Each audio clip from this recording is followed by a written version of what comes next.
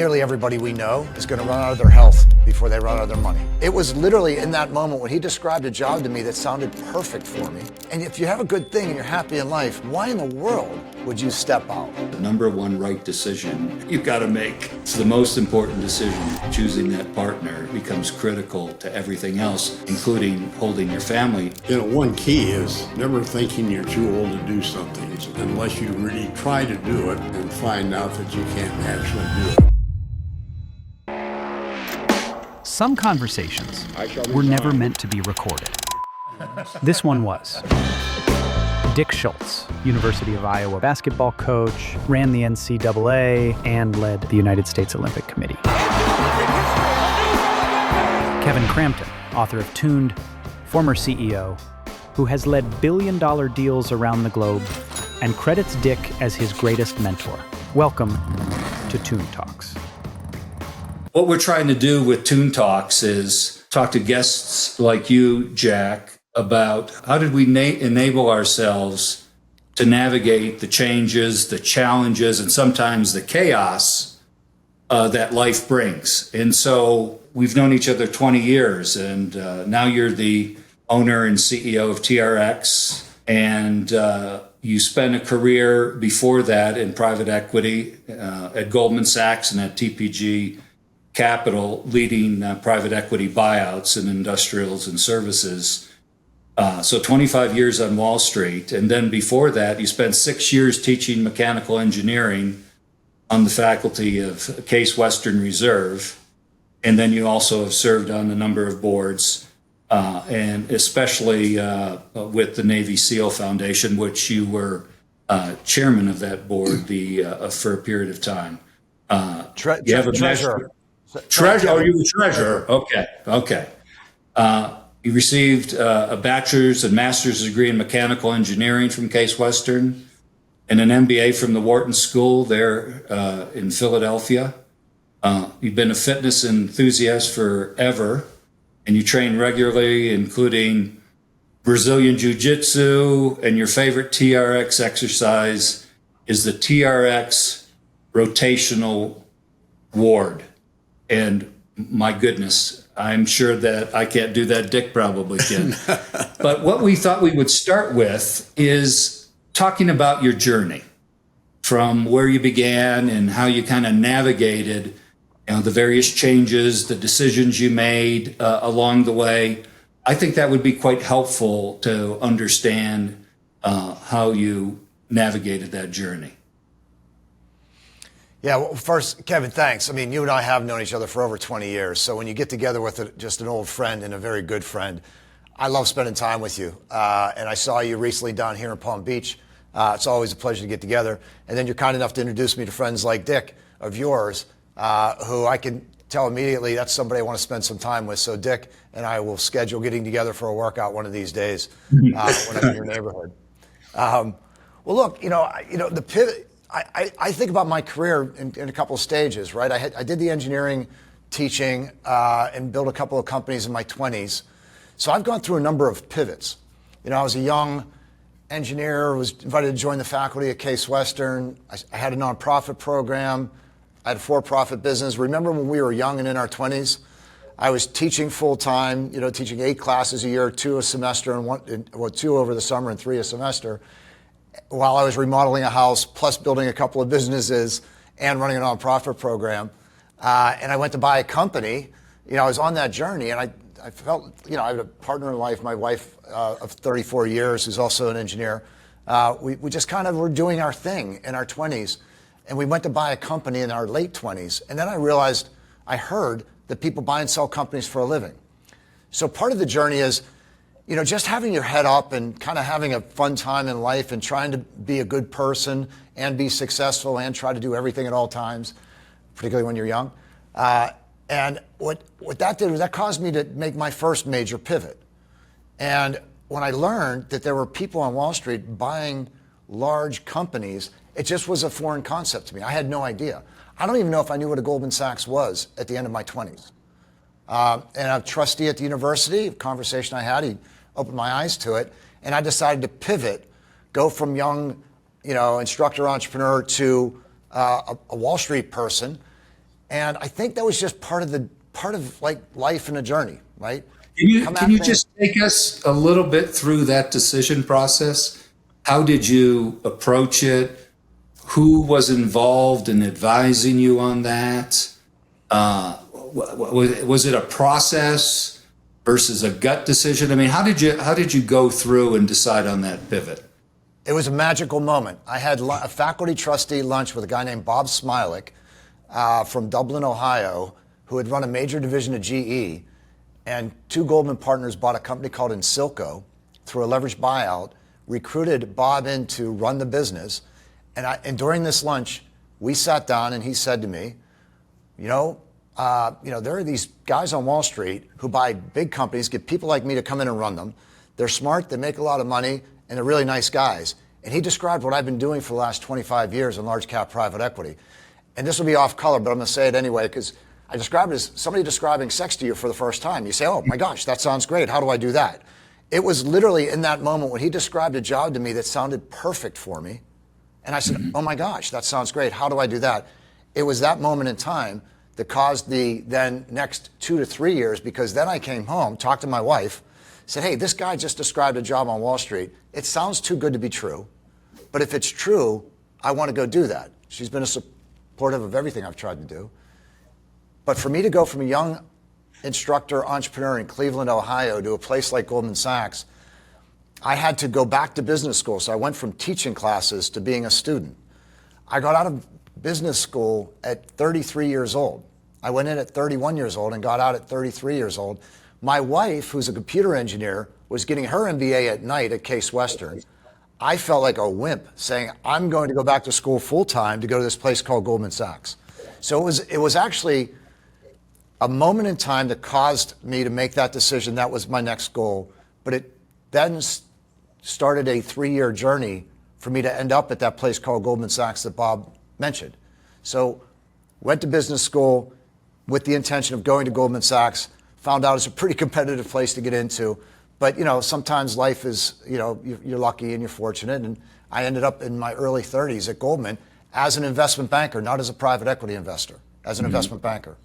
And so that was that first pivot. That was the process. But it was sparked by excitement and interest, and it was followed up and followed through on process, discipline, right, setting a goal and going after it. That's an interesting process you went through, because on a minor and lower level, I had kind of that same experience. I was a 16-year-old college freshman, and at 20 years old, I was coaching at a high school level. And opportunities just came kind of step by step.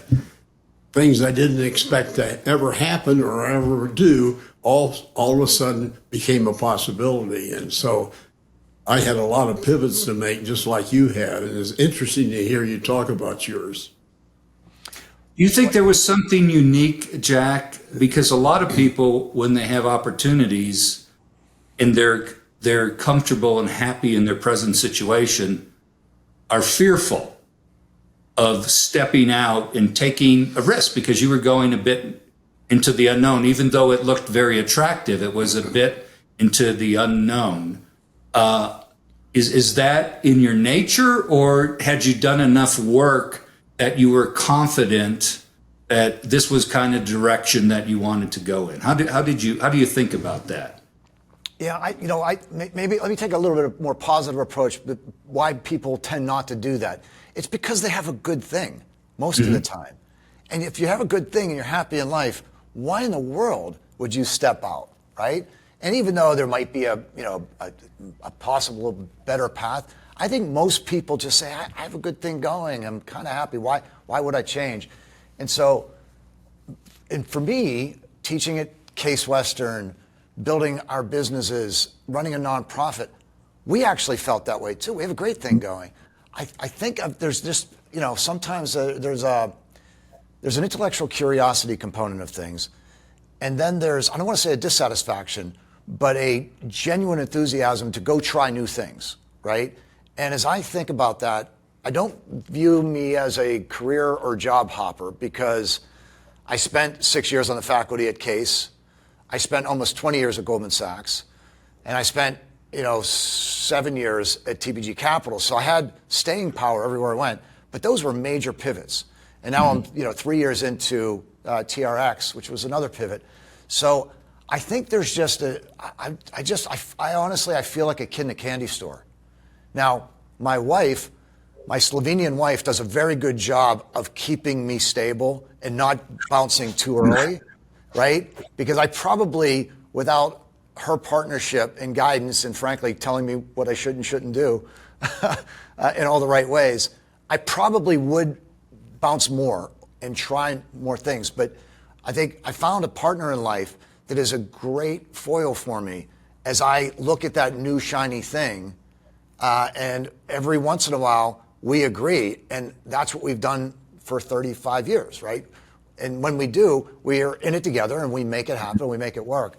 But there's definitely risk. Every time you do that, there's spectacular failure waiting for you. And you left behind, a good thing, which is probably daunting to some people. I don't know. I came from a modest background. I know wealth doesn't dictate whether or not you're happy in life. And financial success has always been my goal, but not for consumption, for impact.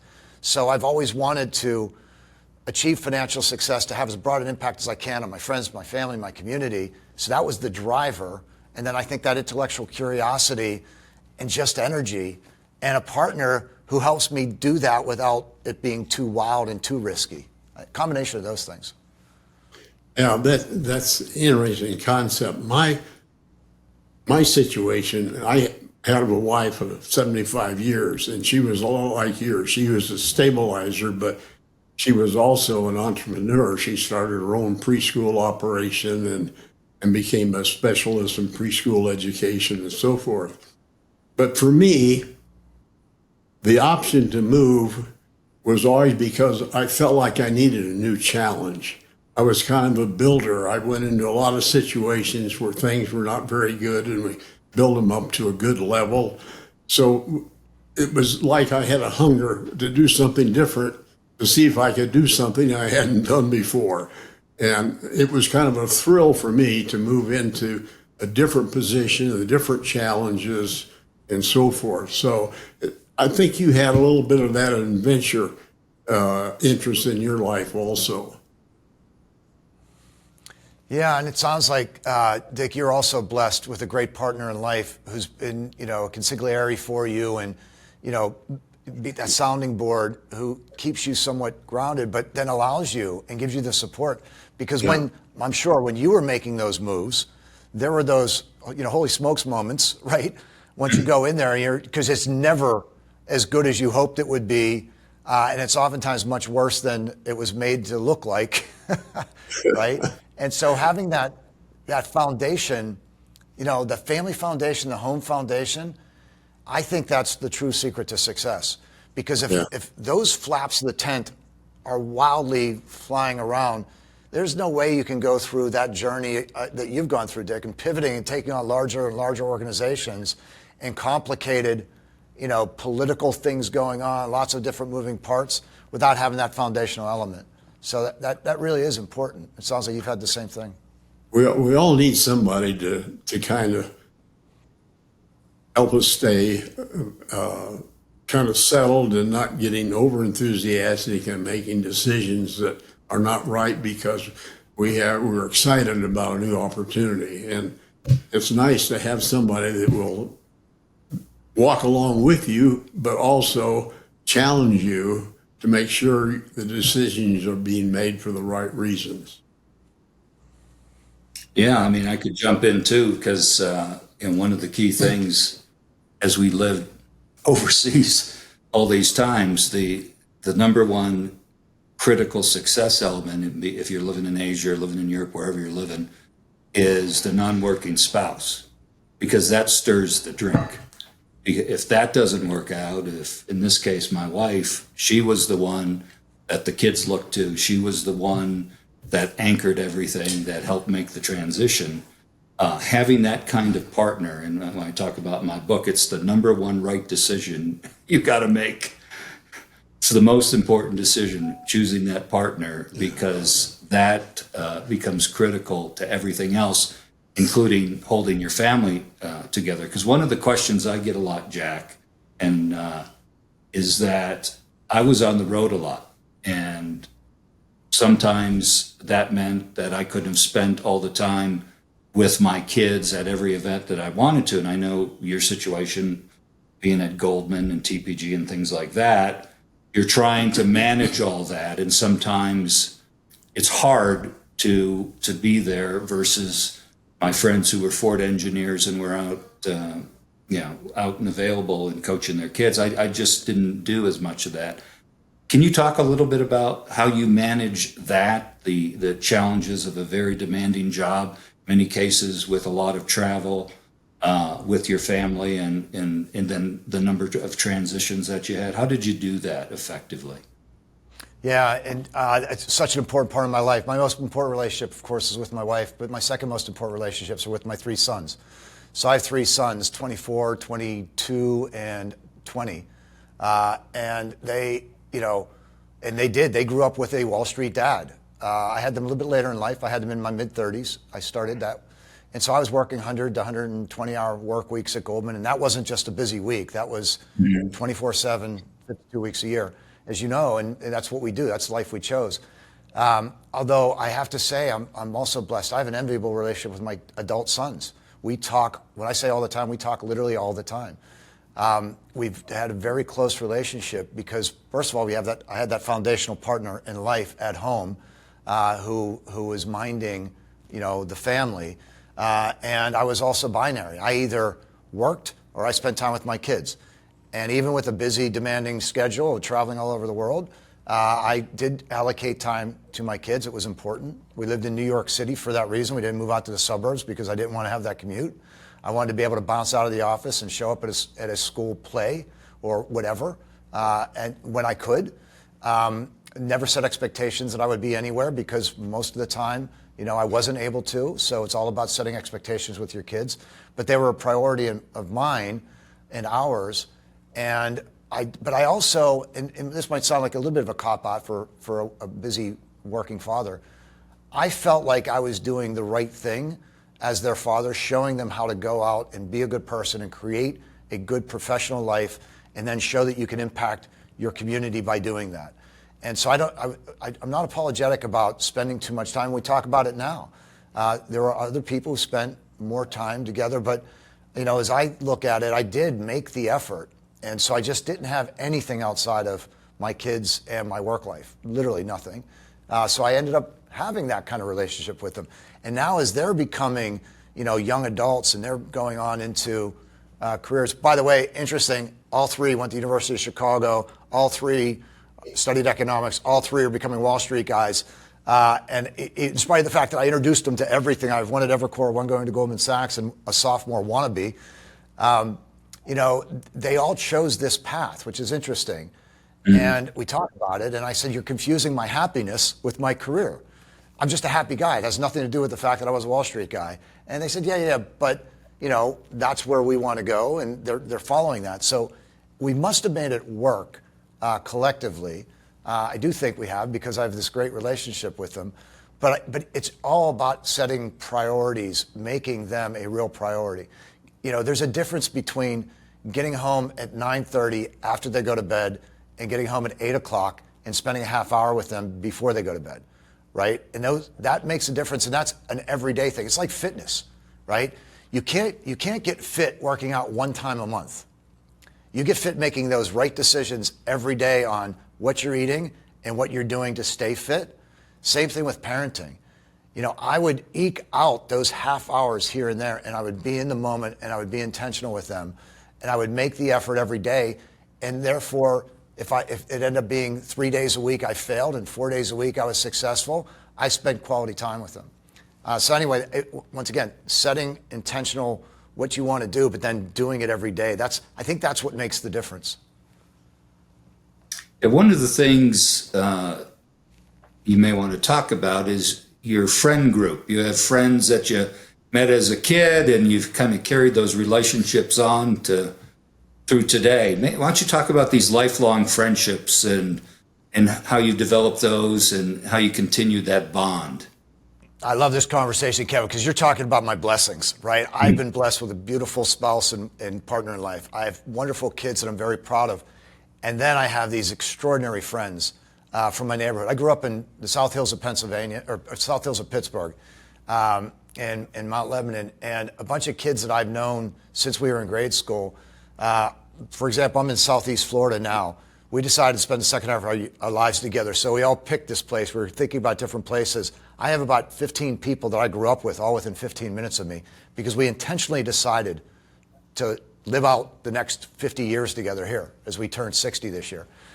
And so as I think about that, I have a Navy SEAL buddy. The reason I'm involved in the Navy SEAL Foundation. A friend of mine, went to the Naval Academy, became a SEAL. They asked me to join their board about 12 years ago. He served for 30 years. His name is Bam Bam. So think about a Navy SEAL, and Kevin, you know him, named Bam Bam, right? That as soon as you get that Bam Bam Navy SEAL picture in your mind, I'll tell you, my mom always used to say he was the nicest kid from our neighborhood, and he is the nicest kid from our neighborhood. Extraordinary person. I have another buddy who's been down here who runs a major hedge fund. Another friend who went off to Hollywood and has created some of the biggest stars in the world. He's moved his family down here to Gulf.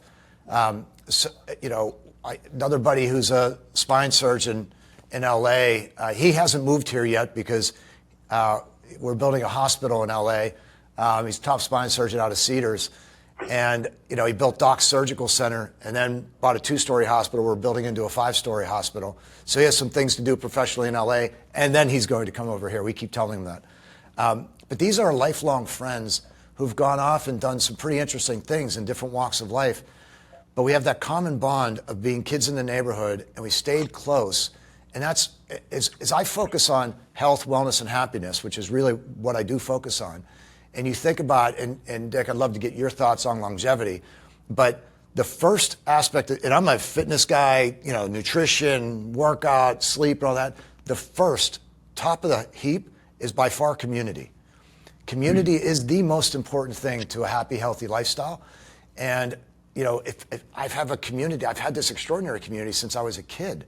And now we're intentionally, once again, being intentional with how you're living. We intentionally relocated to one part of the world just so we could spend time together going forward. So that it's really important part of my life. Well, I envy that part of your life greatly because I grew up in a small town. I was 16 in my graduating class, and I was the only one that went to college. So all of a sudden, my life is going one direction, and all the guys I knew, they're going a different direction, and it was difficult to make that connection. And I really felt bad about doing that and that happening, but it was just that our lives took a completely different direction after high school, and it was difficult to do that. And I really think it's great that you stayed in touch, because the longer you live, the more important those close friends become. Yeah, Dick, it sounds like we think about the world very similarly, although we've come from different backgrounds. My graduating class, I think we had 700 some in my graduating class. So I came from big public school environment, but I was able to become a part of this really strong network of, small group of people who have just gone off and done different things. And you're right, that kind of community staying with me is really important. Yeah, very important. Now, Jack, so you spent all this time in the financial markets trying to create wealth for your investors. Now you've pivoted and you're in the world of fitness. And I know you have a mantra, and I'm going to let you speak your famous mantra. So many people spend a lot of time, a lot of effort managing and looking after their 401k, their investments. But you have some advice, things that we should be thinking about that beyond that. Yeah, and Dick, I think you'll back me up here too, because Kevin and I talk about this. Nearly everybody we know is going to run out of their health before they run out of their money. Yeah. And when you think about you're going to run out of your health before you run out of your money. And by the way, Goldman Sachs partner, TPG partner, I'm a Wall Street guy. I do not apologize for pursuing wealth for impact. However, if you're spending way too much time there and less on your health, I think you have your priorities out of balance, particularly, I'd say at any age. But as you start getting a little bit older, it becomes more and more important. So that doesn't mean ignore your wealth, but certainly focusing on your health is critically important. And that's by the way, the next pivot, the most recent pivot in my life. I spent 25 years taking over large cap companies, control positions in industrials and services companies, multi-billion-dollar companies in many cases. And that was fun. I'm a kid in a candy store. I'm having a great time. And Metka and I, my wife and I, as we were talking about setting ourselves up for success in the next half of our lives, one of those things was focusing on our health, right? And what better way for me to do that than walk out of a Wall Street, career and focus on health, wellness, and happiness. And when I left TPG, that was the purpose, was to go focus on health, wellness, and happiness. And you can imagine as business people, right, particularly finance people, everybody, what does that mean? I didn't have a plan. And I'd always stayed fit and that kind of thing. And nobody really cared when you're a finance guy that you do it. But I wanted to really set that foundation for the next 60 years, 50, 60 years. And that's what we did. And that led me then to go on the journey of helping my childhood friend, Brian Perry, build a hospital in LA. That's health, wellness, and happiness. I opened up an MMA gym with the guys I trained jiu-jitsu with. I started competitive fighting in my 50s in San Francisco. And then TRX became an opportunity for me. And I was able to acquire the company and then go through the rebuild and reboot of TRX, which has been a terrific journey. But that was a very intentional effort to focus on health, wellness, and happiness. And now I do it professionally, right? Which has then, this part of the journey has really set me up for the next 50 plus years, right? And I do feel like I've taken a good foundation up a notch. And that's critically important for me and for those around me, because that's something I've been focused on for a long time.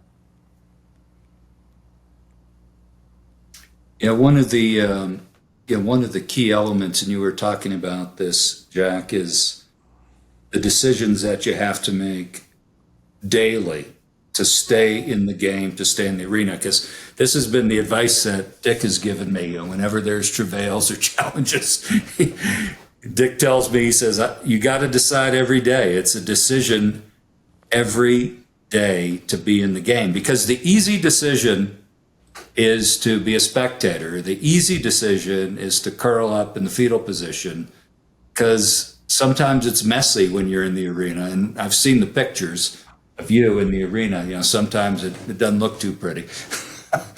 But why don't you talk a little bit about that and how you have to, and this is almost kind of advice not only to yourselves, but I hear a lot of young people. I've been talking to a lot of, as you know, you and I were talking to a bunch of younger entrepreneurs, and as they're kind of going through this process, the importance of daily, it's focusing on execution, and I think we forget about that, the importance of execution as we kind of walk through our journey. Yeah, and Dick, you'll be able to relate to this, being involved at scale with world-class athletes. The way to think about it is that day-to-day, Kevin. That's absolutely the way I think about it. And it's not doing the extraordinary, every day. It's just, it's making those smart decisions. And oftentimes they're just a collection of small things that you do. But you do it consistently day after day after day, and that's where you get real improvement. And if you talk to any world-class athlete, that's what they're doing. They're optimizing nutrition. They're optimizing their cardio. They're optimizing their strength. They're optimizing their balance. And they're doing that, and you don't do that in step function. You do that with little incremental benefits over a long period of time, get you into the right position. So I do think that a lot of people, when you get started on the journey, and by the way, when I was, the worst shape I was in my late 30s. And I had stopped, focusing on the kind of things I was eating as much, but, I had young kids, 3 kids at home. I was, making my way through Wall Street. Like a lot of people, you get into those modes. So I've been there, right? And, the idea that you can ever get back to or get to a very high level of fitness seems like a daunting task. So it's like when you're doing anything else, you have to think about just that next rep. You can't think about the end result. When you start a marathon, you don't think about that 26th mile. You think about that next step, the next half mile. And that's the approach that I've taken with things. It's making those simple decisions every day. And therefore, it makes it a lot easier. Like, for example, nutrition, right? I eat an extraordinarily healthy way, just extraordinarily healthy. And I just eat natural foods. I don't use any seasoning, any sauces, nothing, no additives. And people will look at me and say, wow, that takes real discipline. You must, every day you're very disciplined. And that's actually not the case. It takes no discipline for me to do that. I've acquired a taste for that. So the idea that I would eat a chocolate cake, it has no appeal to me. Because once you start that behavior and you just make those simple decisions, after a certain period of time, you don't even think about it. It's just natural that that's what I want to do. And for me to actually eat something unhealthy as a burden, it doesn't take work, right? So the way I think about that is also in fitness. There's a thought out there that people who are into fitness are killing it every day. And you're right. Those are the glorious pictures. I come out of a jiu-jitsu match, and because I'm turning 60 soon, every once in a while I'll have a split open eye or something like that. And that's age. It has nothing to do with winning or losing. My skin's a little bit, more vulnerable than the young people. But when you're doing that, particularly like in fitness, I don't go out and just kill myself every day. Like that gets attention, but I don't encourage anybody to work out. Who wants to work out that way where you're feeling miserable at the end because you can't even lift up your arms? Like, don't do that. I do most of mine in zone 2, zone 3, right? And so you just get out there, do something 45 minutes to an hour every day, and don't kill yourself, right? That way you can do that every day now, once in a while if you're training or if you're into that kind of thing, do it. But I don't think you should really overly burden yourself. I think you should just do things on a regular basis, and you'd be surprised. As the years go by, which we know they do very quickly these days, as the years go by, you will be healthier and healthier and healthier. There's no question about it. Yeah, it's like an athlete training, or I would see this in so many athletes in practice, is that you might have a person who had outstanding skills and abilities, and they would work every day, and they'd get to this point, and they would stop. They never got beyond that point. And then you might have another one here who didn't have the skills and ability this one had, but he would not only go to this point, he would go over the hill and to the next point, push himself to get back there. And this is, I think, important mentally as well as physically. Sometimes we stop where we think, well, this is all I can do. But once we have the courage to take the next step, it's amazing what will happen. And this is true with diet and health and exercise. Yeah, there are many myths out there. People say at a certain point you can't build muscle. That's nonsense. I don't do any performance enhancing anything. Yet I blew out my bicep a year and a half ago, 2 years ago in a fitness competition. So I had a buddy had to reattach, an orthopedic surgeon had to reattach my bicep to my elbow, and I couldn't use my left arm for 3 months. I not only train functional training, I also push very heavy weight, and I do a lot of pull-ups and push-ups. And at the time, I was 58 years old, and people will tell you at 58, you can't build muscle the way you did when you were 18. That's nonsense. It's absolutely nonsense. I had no use of my left, and there's nothing super about my DNA. I have very regular DNA, a very regular background. But after 3 months of not being able to use it, it only took 3 months after that, but I'm very disciplined, and I do what I'm told, and I'm very coachable. It only took 3 months for me to get back to pushing very heavy weight and doing a very high volume of pull-ups in a very healthy way. This arm is now stronger than this arm because, over the years, this bicep has, deteriorated a bit. But you can absolutely build muscle. And that's the other thing. It's another thing I hear from people. Oh, I'm 45. I've passed my prime in being able to do that, or I'm 65, and I'm not going to be able to get back in my high school shape. Nonsense. You can be 65, you can be 75, you can get back to your high school shape. And absolutely, it might take a little bit longer. It doesn't take that much longer, but you can certainly do it.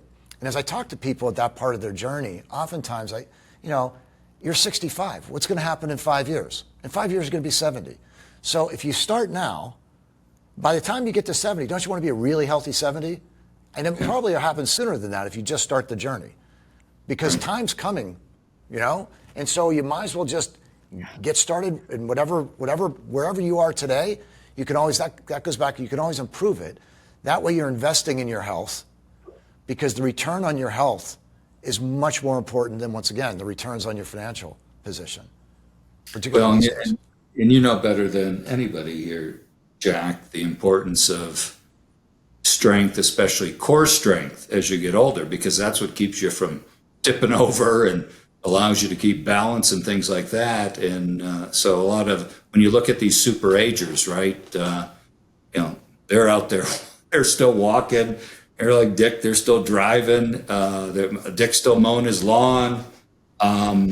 So you have to have strength too. And so it's not just cardio. Well, you mentioned it earlier, Jack. Establishing priorities is so important.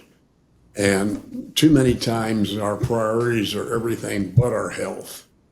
It's things we enjoy to do, things that are effortless to do, and so on and so forth. But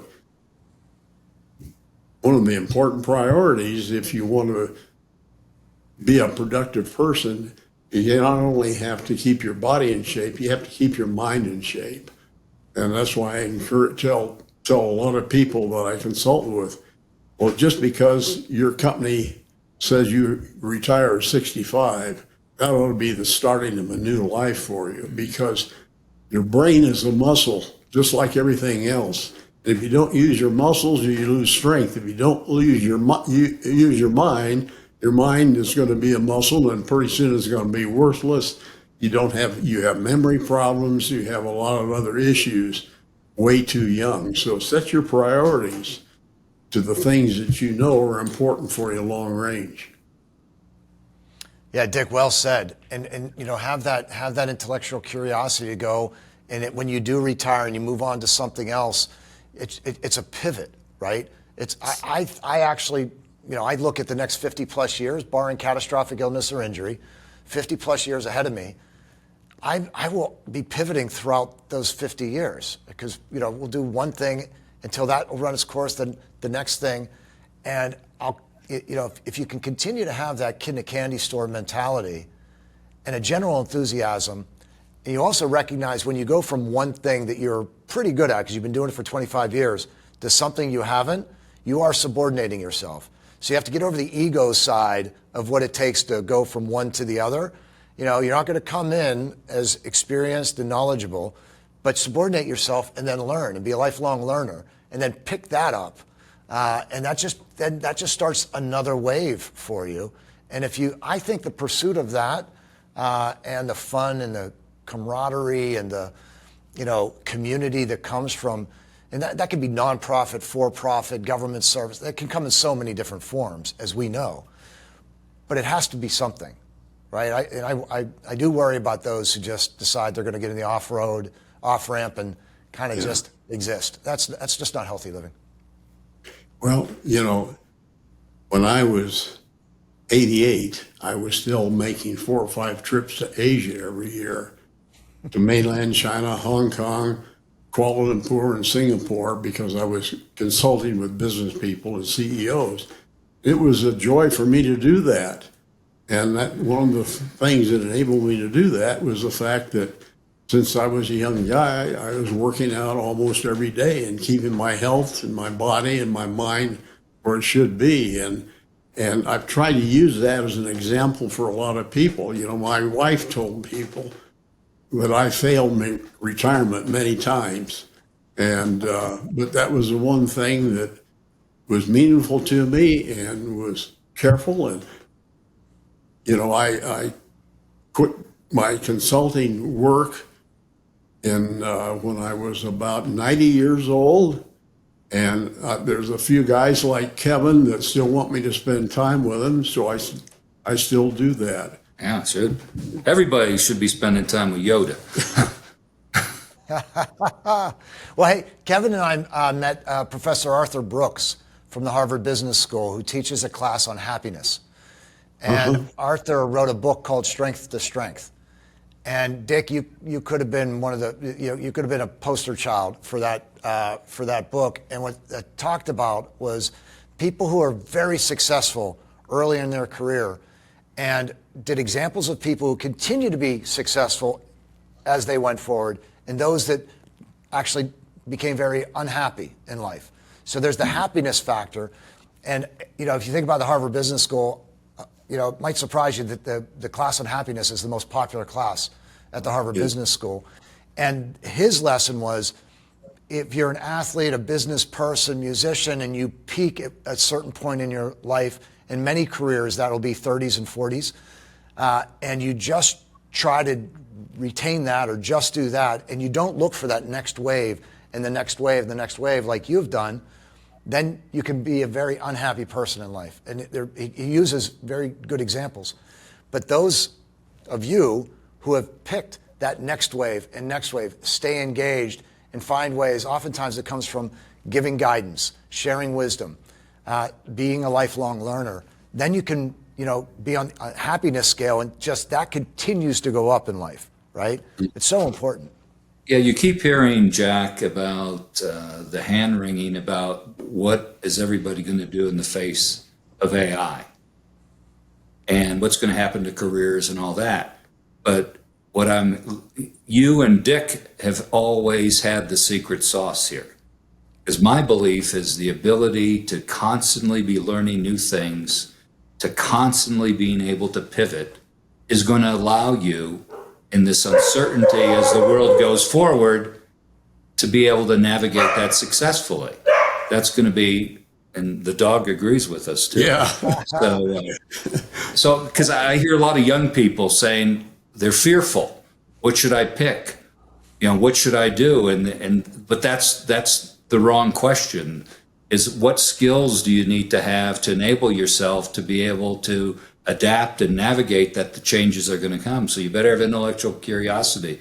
You better have good relationships and continue to develop and network. You better be able to take those smart risks that both you and Dick have done, and you better be in the game every day. Those are the kind of critical elements that I think allow people of all ages to be able to navigate this journey that they're going to face along the way. Yeah, One of the challenges for younger people, which you have handled exceptionally well. When I was in the NCAA, because of sports, we had a lot of interest in people wanting to come and work for us because they wanted to be part of athletics. So I would ask them, well, tell me, what type of plan do you have for your life? What are you thinking about? What would you like to be doing 5 years from now? And you'd be surprised how many would say, well, I want to get a job and spend a year or so there and prepare to move into this position in a couple of years and then move. And my word to them was, look, if you don't work in that first job, like it's the only job you're going to ever have, you're not going to have the second opportunity because you've got to develop so many skills, you've got to learn from your mistakes, and you've got to really be focused on what you're doing. Well, yeah, and that's, we all know how important that is. And a little bit about both of you said, it's a positive attitude, not a negative attitude. A positive attitude in looking at AI thinking, oh my gosh, that I have that tool available to me. As a young entrepreneur in my 20s, I would have loved to have that. I couldn't be more excited about AI coming in because that gives me leverage to do more than I can do otherwise. It's like looking at the computer age and saying, oh my gosh, that's daunting. That's going to be miserable for everybody. I think it led to a lot of productivity, and if we look back in hindsight. So there's a positive attitude when it comes to that. Same thing with those first jobs, Dick. I agree with you 100%. Why don't you go in there and crush that first job? Why don't you focus on that part of it instead of saying, well, this is a stepping stone to this, to this. I think there's societal pressures, and I've seen it with my kids. There's societal pressures on young people that you have to do this, and you have to get into that school, and you have to do this. And all of that, right? And we've created that. We just have, right? But at the end of the day, I didn't even know my job existed. One of my jobs, the Wall Street career, I didn't even know it existed until I was in my late 20s. So the idea that I had to go to a school, to go to that next job, to have a successful Wall Street career. By the way, I've told my kids that. My oldest, when he was going through, early in life, he said, well, I have to get into this school. I looked up and said, what are you talking about? You're in 8th grade or 9th grade. He said, well, I just, I'm focused on getting into the right college. I go, how about just be a good person, have fun, do the right things, and if you think the name of the school and your diploma dictates your success in life, I failed as a father. You know what he said to me? He goes, Dad, that's not helpful. I go, what do you mean that's not helpful? He goes, I need that pressure on me to keep me performing. And I said, okay, well, that's then your call, because I assure you, I didn't even know my career existed, the major part of my career, until I was in my late 20s. Go, establish yourself, do well, be good, and then keep your head up, and then you'll find the right career path for you.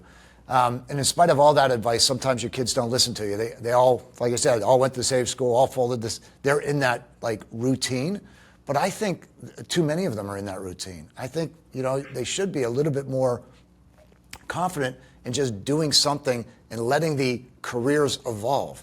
Get to make mentors and have people give you guidance along the way, and then just crush what you're doing instead of thinking the second and third job down the road.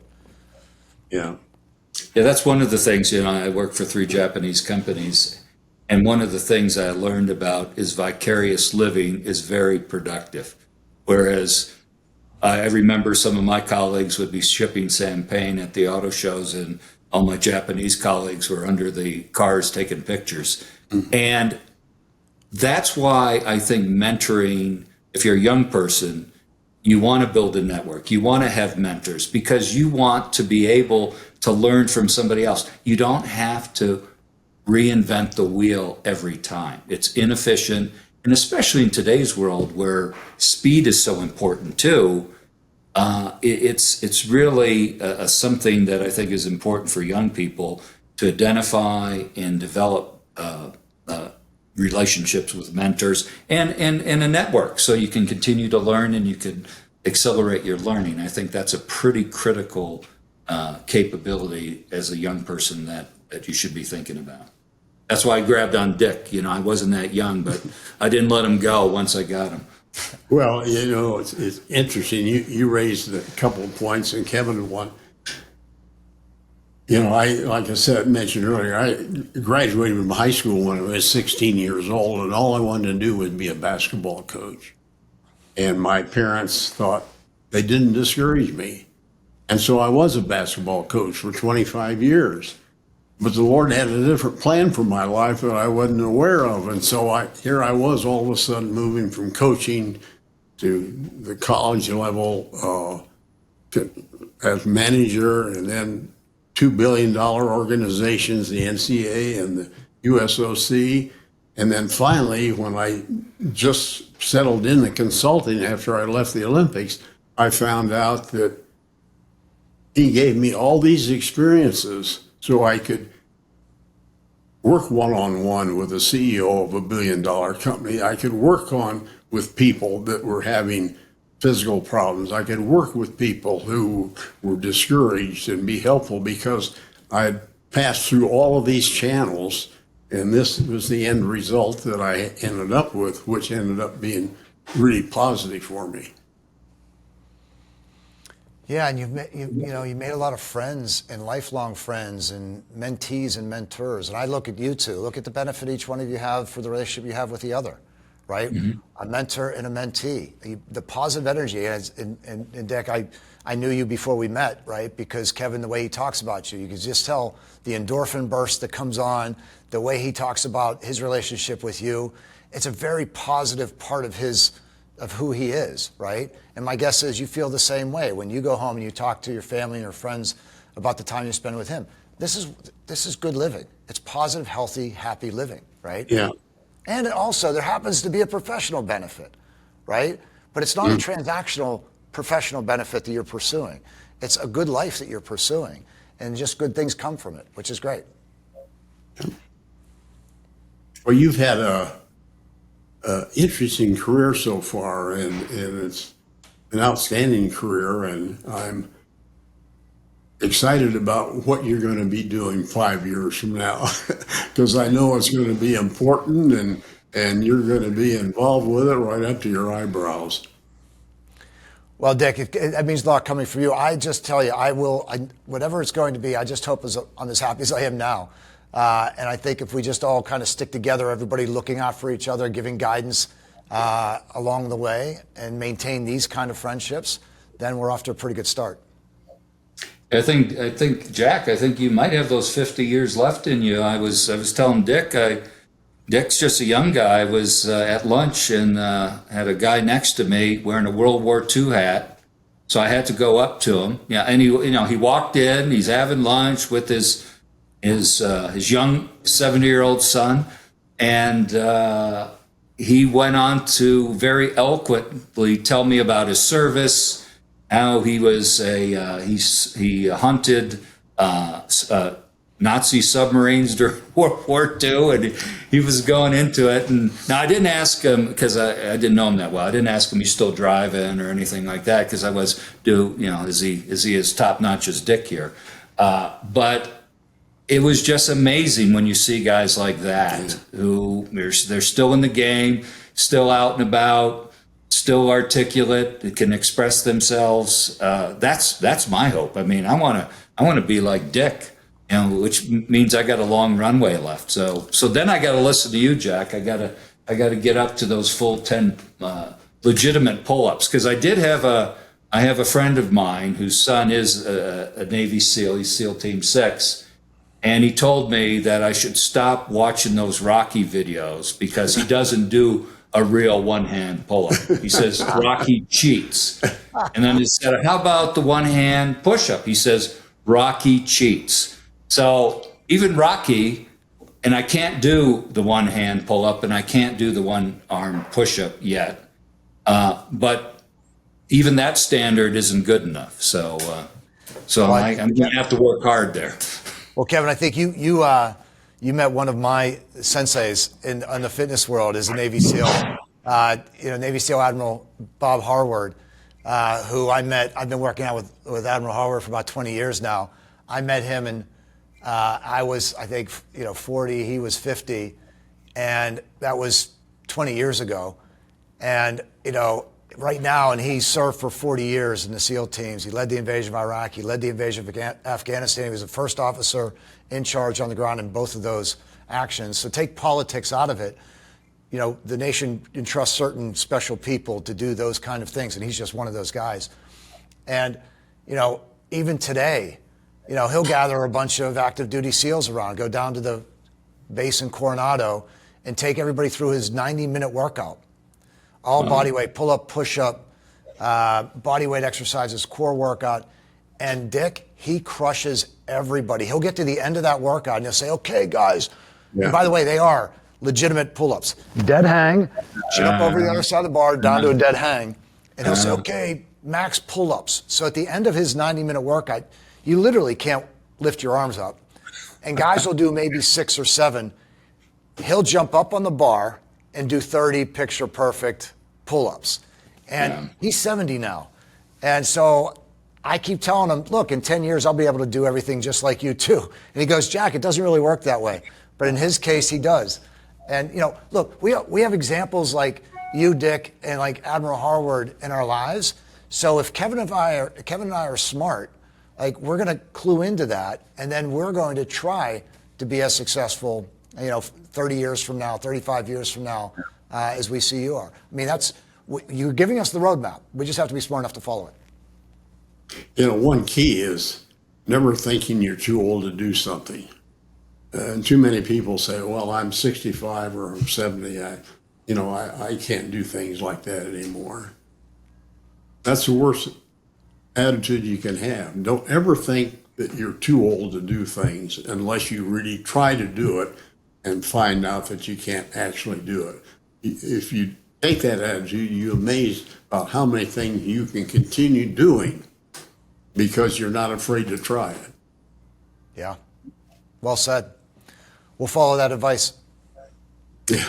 It just kind of, as I kind of summarize, I mean, we talked about the importance of fitness. We've talked about the importance of relationships. We've talked about the importance of daily decisions to stay in the game. We've talked about, as you look at these super agers, also many of them have the importance of faith, and there's a spiritual element involved. All of these things are a package, right? They're not, you can't just do one. You got to do all of them. I mean, it's a package. They all kind of are interrelated, and it's critical that you're fitness focused, that you're out there eating right, that you're focused on your relationships, that you're in the game, and that you have that ability to do all of those as part of a fabric, as part of a mosaic. Yeah. And if you do those, you end up like Dick, where you're over here at 96 years old and you're still going. Yeah, it's like athleticism, right? I mean, you don't just work on your bicep, because if that's all you did, you'd look ridiculous and you wouldn't be able to do much other than curls, right? You work on your fast twitch muscles, you work on your big muscle groups, smaller muscle groups, you do functional training, you do strength training, you do cardio work. And life is a little bit like that, right? You want to be the full athlete. You want to optimize family, optimize your friendships, optimize your role in the community, optimize your professional life, and balance them all. And that's coming from somebody who would be arguably not balanced from a work-life balance standpoint through a Wall Street career. But I reject that. I think I did have work-life balance, because there certainly were the priorities. And there were sometimes I had to allocate more hours to one than the other. But I do think if you can optimize all that part of who you are, you're going to be a better friend, better son, better daughter, better spouse, better, everything. And you also have people around you that when you do fail, which we all do, and when you do, have that low point, or you're not actually doing well in one area, that they're there to point it out. They're there to give you guidance. They're there to help you get that back on track, because we all need that, right? So having that kind of community around you, and everybody's aspiring to be somebody that none of us are ever going to be, right? But we all hope to, is really important. You hit on the key word there. It's important you keep balance in your life. And you do that by expanding and doing the things you just talked about. Because if you lose that balance, you kind of fall into a pit in one or two areas of your life, which can make it uncomfortable for you. Yeah.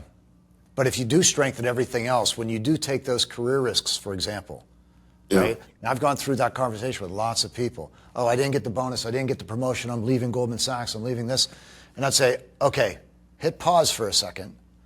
Go optimize your health. Go back home and be a better husband or wife or son or daughter or friend. Get that part of your life buttoned down. And then you can talk about leaving the firm and going out, because then you'll walk into the next interview and you'll have the swagger, or you'll have the energy of somebody who has all that part of their life buttoned down, and you'll be more attractive, and people will want to bring you into their organization. But right now, you didn't get that promotion, you didn't get that bonus, and you're pretty angry. So my guess is you're probably more of a jerk at home than you used to be. We've all been there. Or you know what? You're not taking care of your health because you're overly. Get that taken care of first, and then make a move, right? Yeah. Get your foundation set, because too many people do it. Use the negative. There's a lot to be said about the energy that can come from a negative experience. It's a source of real energy, but you have to channel it in a positive way for it to actually have a good impact on you.